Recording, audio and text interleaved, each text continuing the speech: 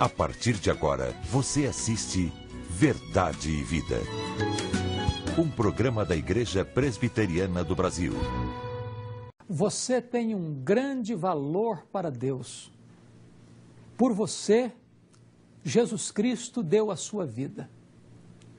O Pai pagou um alto preço para remir você, para comprar você e para ter você para Ele.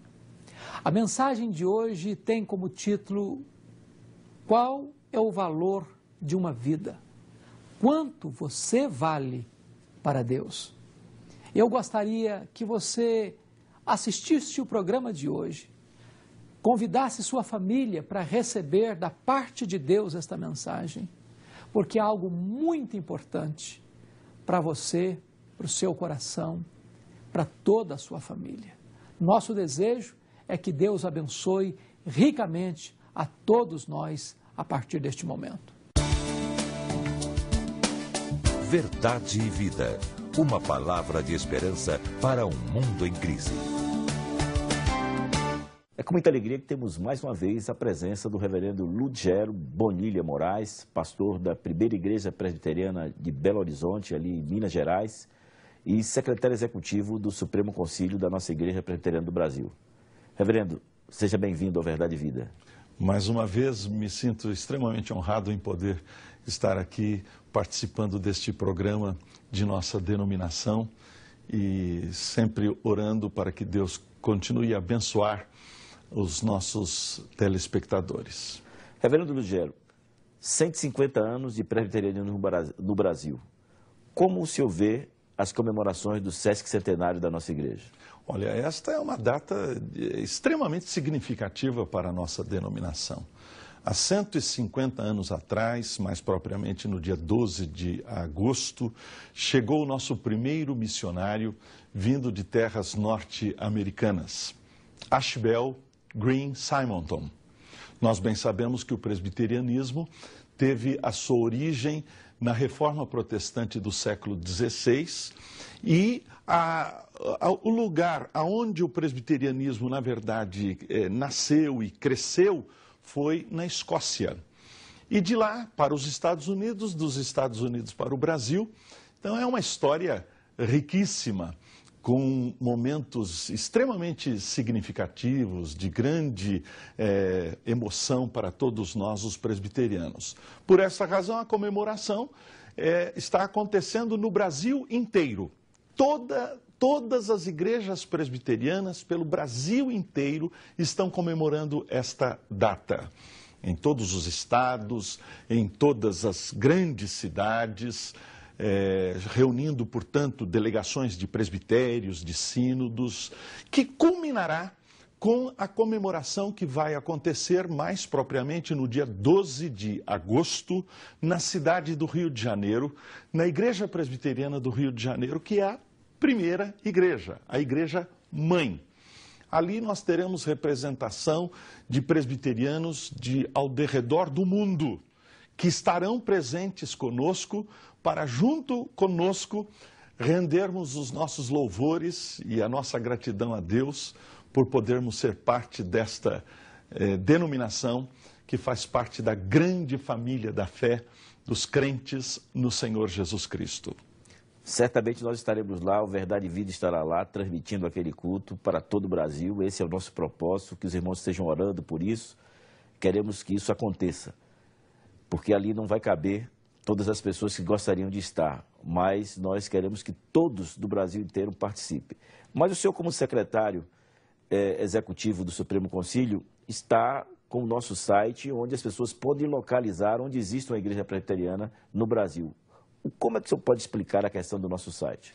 Olha, o site é um instrumento precioso nos nossos dias para a comunicação do que é a Igreja Presbiteriana, o seu propósito, aonde ela está. Só para deixar claro que o nosso endereço é www.executivaipb.com.br.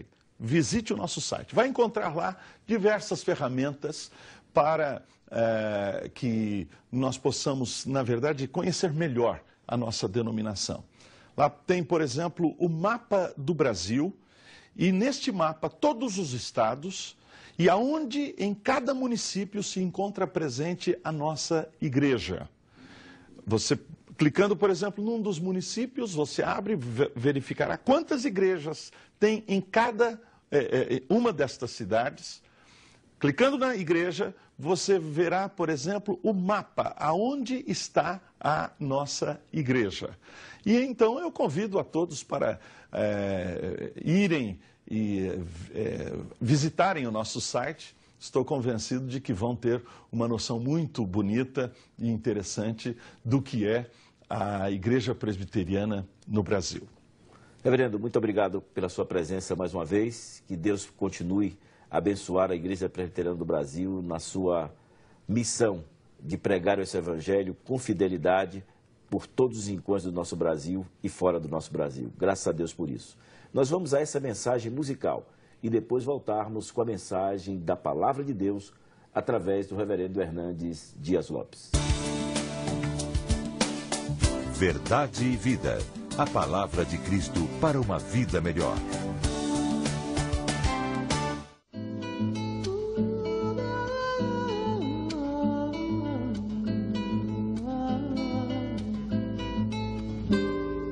Meditou, escolheu conquistar terra e mar, que a visão fosse alcançar. Levantou e pediu tudo que era seu, colocou o pé na estrada, colocou o pé na estrada, deu vazão aos sentidos, descobriu mil amigos, alimentou a emoção. Evitou os perigos e esqueceu os conflitos, ignorou a razão. Conheceu novas terras, desfrutou todas elas, o que o dinheiro comprou. Conviveu com aquelas alegrias etéreas, é que o dinheiro acabou.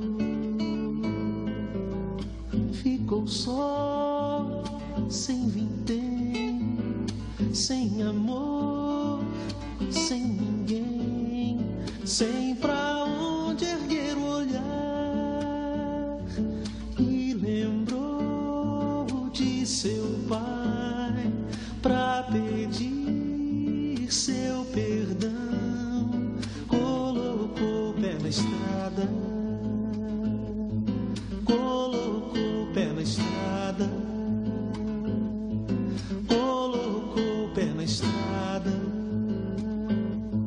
retornou de bom grado, consciente do fato que o viver que traçou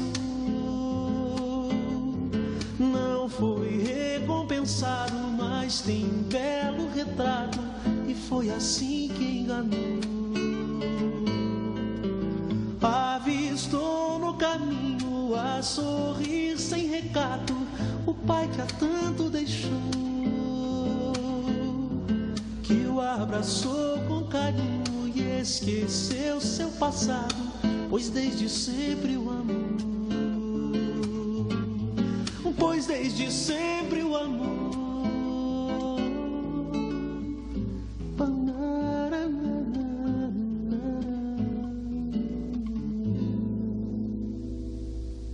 O texto de Marcos, capítulo 5, versos 1 a 20, traça um dos quadros mais sombrios e mais dolorosos registrados na palavra de Deus acerca de um homem vivendo no profundo de um abismo, numa situação verdadeiramente desesperadora.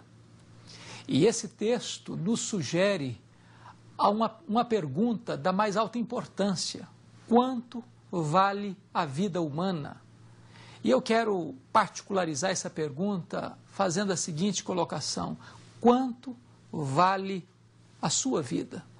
Qual o valor que você tem? Quanto vale você? Esse texto vai nos mostrar 3 perspectivas diferentes. Em primeiro lugar, nós vamos ver qual o valor de uma vida para a sociedade. Diz o texto que esse homem estava endemoniado, tomado por uma legião de demônios. Esse homem vivia nu, esse homem vivia desvairado, com a sua mente perturbada, com seu espírito irrequieto. E o máximo que a sociedade pôde fazer por ele foi expulsá-lo de casa, foi algemá-lo, acorrentá-lo e tirá-lo do convívio social. Nós vemos hoje muitas pessoas vivendo uma vida subhumana, uma vida de escravidão, de opressão, de medo, de desespero. Pessoas que estão sendo sucateadas, destruídas pelas drogas, pela imoralidade, pela prostituição, pela bebedeira, vivendo no crime, na ilicitude. Pessoas que estão destruídas emocionalmente, fisicamente, moralmente, familiarmente, civilmente. E muitas vezes o máximo que a sociedade consegue fazer por essas pessoas é retirá-las do convívio social, lançá-las no porão de uma cadeia e deixá-las vivendo como seres sub-humanos numa situação de degradação absoluta. A segunda colocação que eu quero levantar nesse texto é o que o diabo fez na vida deste homem. A Bíblia diz que este homem perdeu, em primeiro lugar, sua identidade. Quando Jesus chegou naquela região de Gadara, perguntou: qual é o teu nome? Ele respondeu: Legião é o meu nome, porque somos muitos. Legião era uma corporação romana de 6.000 soldados. Havia dentro de um ser humano 6.000 demônios. Era um poder infernal, absolutamente devastador, capaz de levar ao precipício e à morte 2.000 porcos que pastavam naquela região. Não era apenas uma ideia negativa, um mito. Não era apenas uma coisa lendária. O diabo não é um mito, é um ser, é um anjo caído. E existem muitos demônios que afligem as pessoas, que atormentam as pessoas, que escravizam as pessoas. E este homem não era ele. Este homem era governado por entidades que estavam dentro dele, levando-o para uma vida de destruição e miséria. O diabo também destruiu a dignidade deste homem. Ele andava nu. Ele perdeu o pudor. Ele perdeu o respeito próprio. Ele perdeu a característica de amar a si mesmo. E muitas vezes, ainda hoje, o diabo tem destruído pessoas. A Bíblia diz que ele é ladrão, que ele é assassino, que ele é destruidor, que ele é o pai da mentira, que ele é Abaddon, que ele é destruidor mesmo. E a Bíblia diz que ele é o príncipe deste mundo, é o Deus deste século, que ele é a antiga serpente, que ele é o dragão, que ele veio para roubar, para matar e para destruir. E há muitas pessoas que estão cativas na potestade de Satanás, no reino das trevas, vivendo na coleira do diabo, na prática do pecado. Aquele homem ainda, em terceiro lugar, tinha perdido a sua liberdade. Ele vivia algemado. E quando este poder maligno entrava nele, nem mesmo as algemas podiam detê-lo. Era uma pessoa completamente arruinada. Mas mais do que isso, diz a Bíblia que esse homem tinha perdido a sua lucidez. Ele andava gritando de dia e de noite entre os sepulcros. Não havia descanso para sua mente, não havia paz para sua alma, não havia harmonia no seu coração. Era um ser em guerra, em conflito, um ser contraditório, ambíguo. Quantas pessoas assim hoje? Talvez você que está agora me assistindo esteja vivendo essa tensão, esse desespero, onde você se tornou escravo da bebida, das drogas, da imoralidade, do desregramento sexual. Quem sabe o seu lar é um ambiente de brigas, de contendas, de desentendimentos, de lutas, de mágoas, de ressentimentos. E você percebe que uma força espiritual do mal está conspirando contra a sua vida, contra o seu casamento, contra a sua família, contra os seus filhos. E ninguém entende mais ninguém. E as pessoas não conseguem mais se entender. E você está vivendo esse momento de desespero. Mas note ainda, esse homem perdeu a sua paz. Diz a Bíblia que ele andava furioso, que ele era uma ameaça às pessoas que passavam por aquela região. O diabo veio para destruir as pessoas. E ele torna o ser humano, muitas vezes, numa besta fera. Nós estamos vivendo um tempo terrível.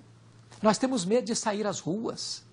As nossas praças estão se transformando em arenas de guerra. Você já tem medo do seu semelhante, você sai na rua, você não confia na pessoa que está perto de você. Existem sequestros, assassinatos, arrombamentos. As orquestrações feitas no mundo do narcotráfico são coisas que muitas vezes conspiram contra o Estado de Direito, contra a lei.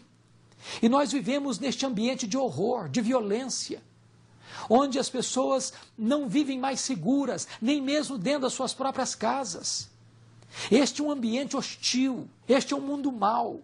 Jesus disse que este é um mundo posto no maligno.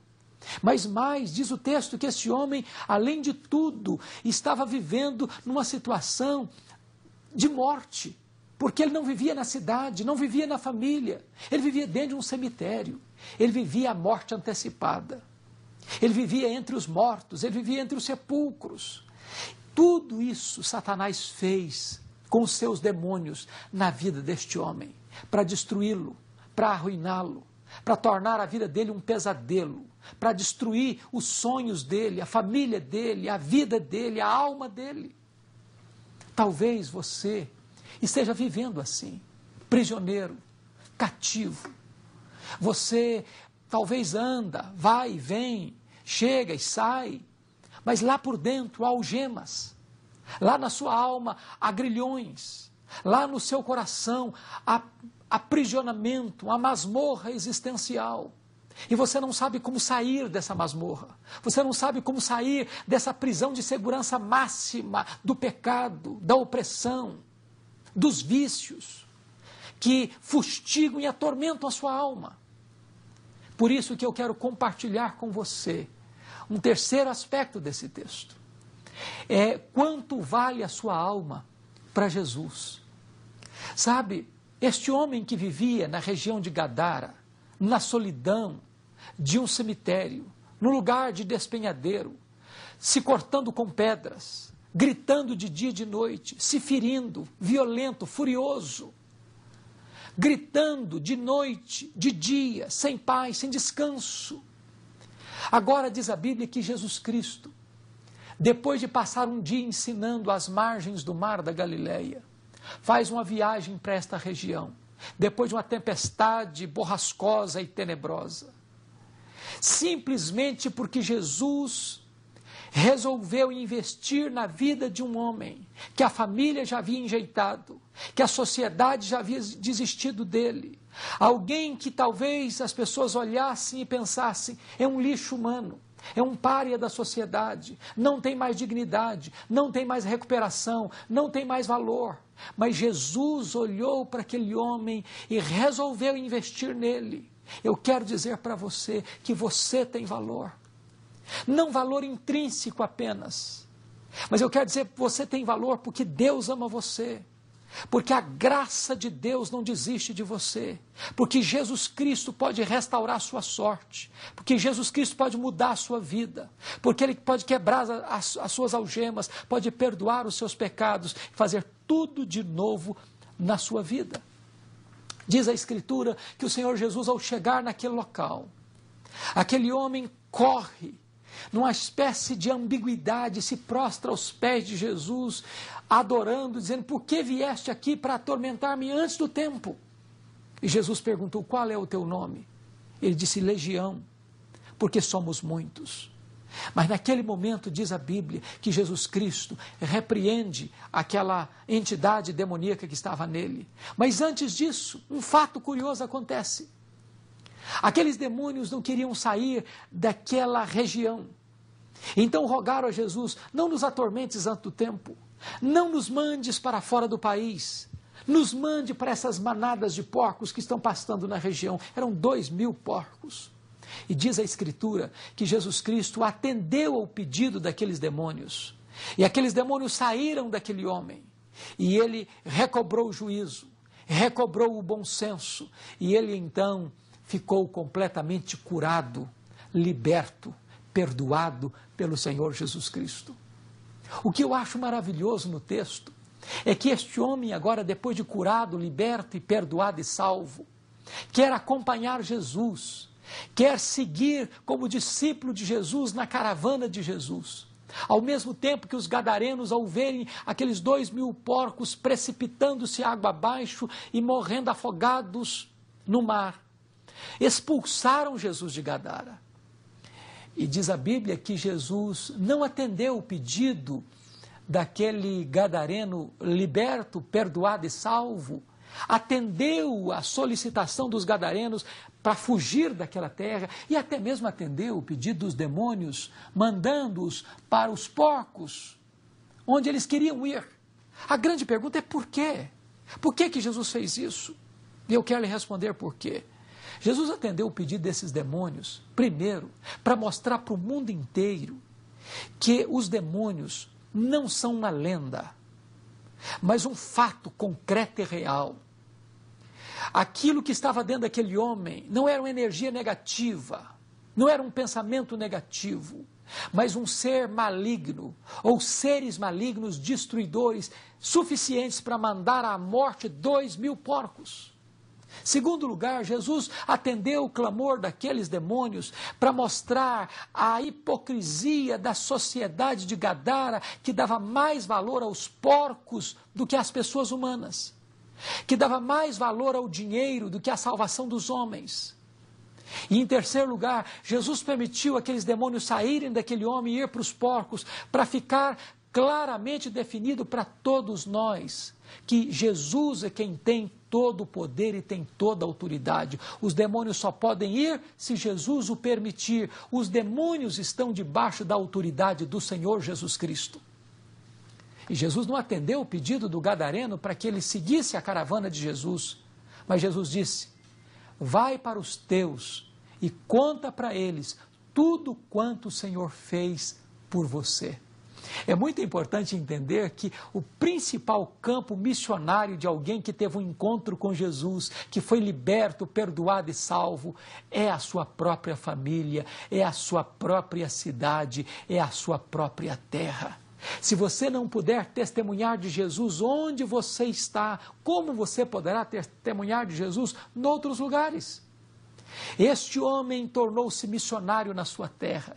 Este homem foi uma bênção para o seu país. Este homem entrou nas 10 cidades daquela região, chamado Decápolis, e ele pôde ser ali uma testemunha viva do que Jesus fizera na sua vida, do que Jesus fizera na sua história. E agora, no meio da sua família, ele testemunhava a cura, a libertação, o perdão e a salvação realizado por Jesus.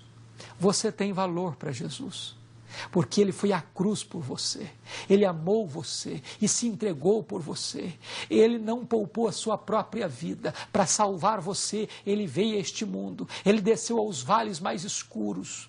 Na cruz ele bebeu o cálice da ira de Deus. Na cruz ele sofreu o golpe que você deveria sofrer. Na cruz ele suportou a justiça de Deus por você. E na cruz ele morreu por você, para que você pudesse ser perdoado, para que você pudesse ser justificado, para que você pudesse ser salvo. Na cruz de Cristo, Deus pagou um alto preço por você, o preço do sangue do Senhor Jesus Cristo. Neste momento, se você quer ter um encontro com Jesus, se você quer entregar a sua vida para Jesus, se você deseja colocar a sua família aos pés do Senhor Jesus, eu gostaria de orar em seu favor. Então, onde você está, ore comigo assim: Deus querido, eu quero te dar graças, porque eu acabei de ouvir a tua palavra. E eu acabei de ouvir acerca do valor que eu tenho para o coração do teu Filho Jesus. E neste momento eu quero reconhecer que eu preciso de Jesus, preciso da libertação, preciso do perdão, preciso da salvação, e eu quero me entregar agora aos pés do Senhor Jesus. Toca em minha vida, muda minha vida, muda o meu coração, transforma a minha família, pois a partir de hoje eu quero ser uma bênção nas tuas mãos, um mensageiro de boas novas no meio onde tu realizaste o milagre da minha vida. Muito obrigado por esta palavra, louvado seja o teu nome, em nome do Senhor Jesus. Amém. Eu sou o caminho, e a verdade, e a vida. Ninguém vem ao Pai senão por mim. O reverendo Hernandes, na mensagem de hoje, abordou o caso do endemoniado de Gadara. Mostrou que esse homem foi rejeitado pela sociedade e pela família, mas foi salvo por Cristo. O máximo que sua família pôde fazer por ele foi tirá-lo de circulação. A sociedade conseguiu apenas prendê-lo com cadeias, pois ele se tornou um transtorno tanto para a família como para a sociedade. O diabo tirou sua liberdade, tirou sua dignidade, sua lucidez e sua paz. Mas Cristo o valorizou fazendo uma viagem apenas para ir ao seu encontro e salvá-lo. Cristo fez dele um missionário para a sua casa e para a sua gente. Que o Espírito Santo de Deus possa também proporcionar a você liberdade à sua vida e conceder-lhe a certeza da salvação e de uma vida eterna em Cristo Jesus. Essa é a nossa oração, esse é o nosso desejo sincero. Se você deseja adquirir a mensagem de hoje com o tema Quanto vale a sua vida? Tanto em DVD como em CD, ligue agora mesmo para 0800 119 105 ou acesse o nosso site www.verdadevida.com.br e entre na nossa loja virtual e adquira essa ou qualquer uma das mais de 160 mensagens que aqui já foram pregadas. Também pelo nosso site você pode tornar o nosso programa Verdade e Vida autossustentável. Clicando em Faça a Sua Doação, você faz o seu cadastro, imprime o seu boleto e paga em qualquer banco. Ou mesmo você pode fazer um depósito direto no Banco do Brasil, no agência 4442, dígito 3, na conta 7000, dígito 9. Neste domingo, quero lhe ver na Igreja Presbiteriana, aí mais próxima da sua casa. Classe de escola dominical para todas as idades e culto matutino, sempre começando aí por volta das 9 horas. E culto vespertino, 18, 19 horas, você é o convidado do programa Verdade e Vida. Até o próximo programa, neste mesmo horário, nesta mesma emissora. Até lá e que Deus muito o abençoe. Verdade e Vida. A palavra de Cristo para uma vida melhor. No Brasil, há muitas igrejas cristãs. Mas poucas têm 1,5 século de história. São 150 anos educando, promovendo ações sociais, transformando vidas com a palavra de Deus. Igreja Presbiteriana. 150 anos evangelizando o Brasil. Adquira hoje o DVD Verdade e Vida, volume 4. 4 mensagens que tratam de problemas urgentes para a nossa sociedade. O reverendo Hernandes Dias Lopes mostra que é possível vencer a depressão, superar os problemas no relacionamento familiar e encontrar perdão e paz com Deus. O DVD Verdade e Vida, volume 4, custa apenas R$ 30 e você recebe em sua casa com frete grátis. Ligue agora e faça seu pedido. 0800 119 105.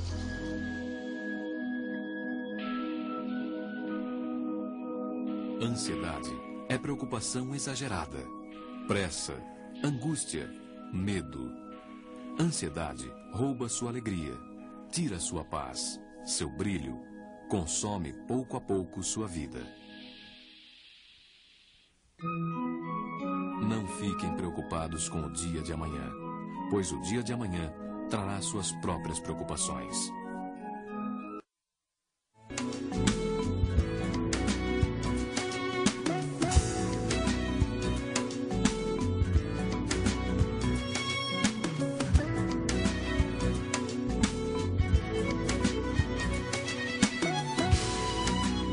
Verdade e Vida. Um programa da Igreja Presbiteriana do Brasil.